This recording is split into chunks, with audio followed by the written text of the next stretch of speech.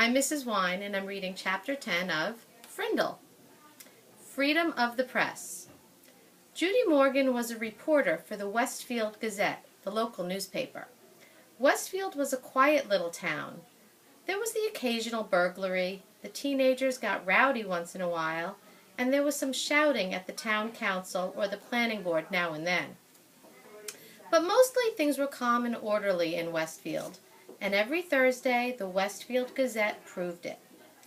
Ted Bell sold advertisements for the paper, and he had a daughter in 4th grade at Lincoln Elementary.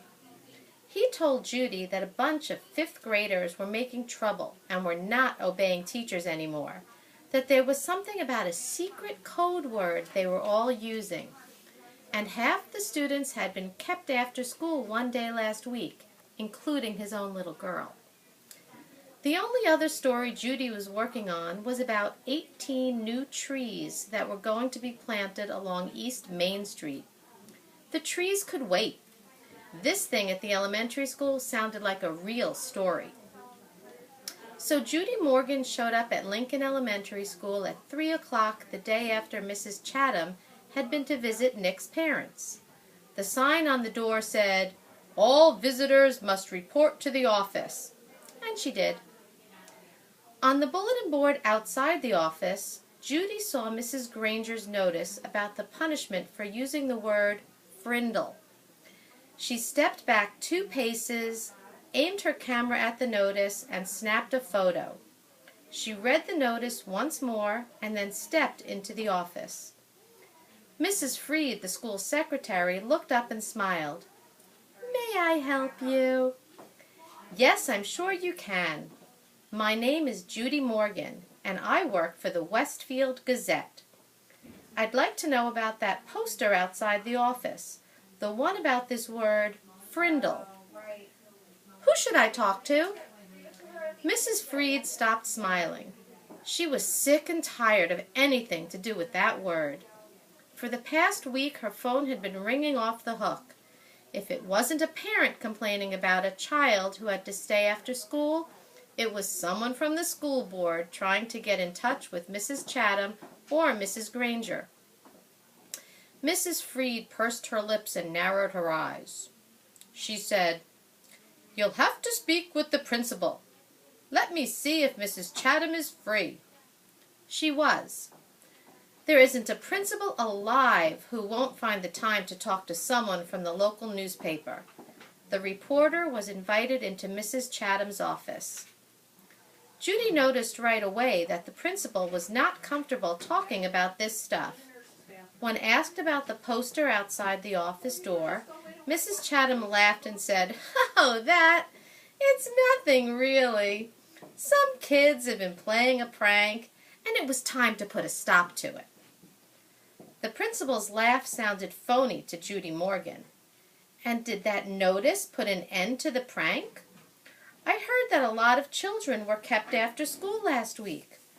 Would you tell me a little about that? Parents would like to know what's going on. Mrs. Chatham looked like a kid who had been sent to the principal's office. She squirmed a little in her chair and tried to smile. She said, "Well, we do still have a little problem, but it's under control. Mrs. Granger may have overreacted a bit. I don't think the children have really been trying to be disrespectful. They're just having some fun, and it's more like a difference of opinion." And then Mrs. Chatham went on to tell the reporter what she knew about the word frindle and how it had become popular among the students. Judy Morgan took careful notes. And when the principal had finished, Judy said, "Would you mind if I asked Mrs. Granger a few questions?" Mrs. Chatham said, "No, not at all."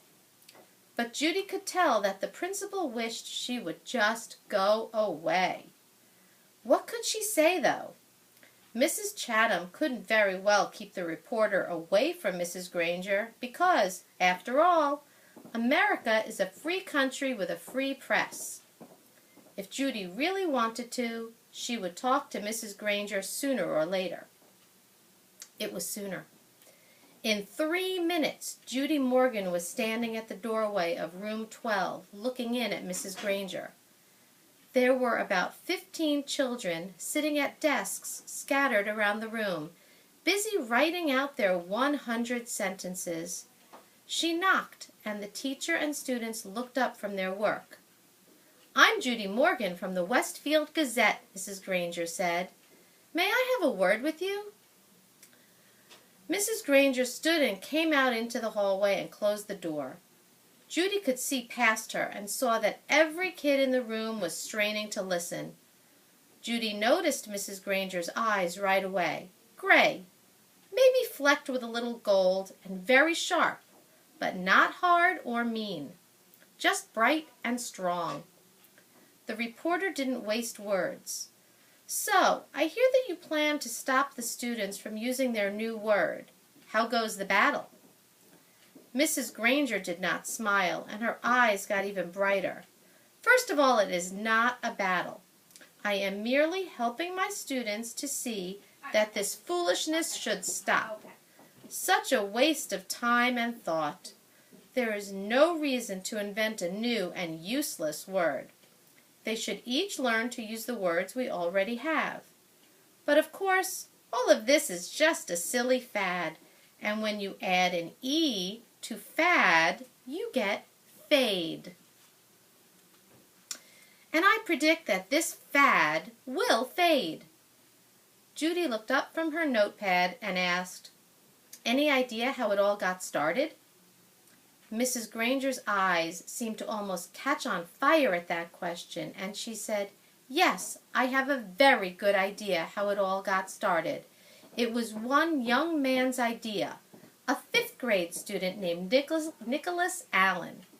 And now you will have to excuse me, Miss Morgan, for I have papers I must grade." And with a brief, firm handshake, Mrs. Granger ended the interview. The reporter didn't leave right away. She walked back through the hallway and sat on a bench outside the office so she could look over her notes to make sure they made sense. It took her about 5 minutes. Then Judy stood up, put her notebook into her large black purse, waved goodbye to a frowning Mrs. Freed, and headed out the door. As she walked to the parking lot, 5 or 6 kids who had just finished writing their sentences for Mrs. Granger came out another door. Judy walked beside them, listening to them laugh and joke. Then she asked them, "Why do you kids keep saying frindle? Don't you hate staying after school?" A boy who was almost falling over from the weight of his backpack looked up at her and smiled. "It's not so bad. There's always a bunch of my friends there. I've written that sentence 600 times now." And then the kids said Mrs. Granger didn't even look at their punishment papers anymore. They were sure because sorry about that. They were sure because where you were supposed to write, "I am writing this punishment with a pen," everyone was writing the word frindle every 4th or 5th sentence. And Mrs. Granger hadn't said anything. One girl bragged that she had written the word frindle 45 times on her sheets today. She grinned and said, "That's a new record." "And this boy named Nick," Judy asked, "has he had to stay after school too?" The kids giggled, and a tall boy with reddish-brown hair and glasses said, "Mrs. Granger has kept Nick after school so much that everyone thinks she wants to adopt him." The reporter smiled and said, "Do you think I could find Nick and talk to him this afternoon?" The boy looked at Judy for a second and then said, "I don't think Nick would want to talk to you right now. He might say something stupid and get himself in trouble." Then he grinned at his friends. The kids laughed and grinned and poked and punched each other and headed off down the block. Judy drove back to her office and started writing.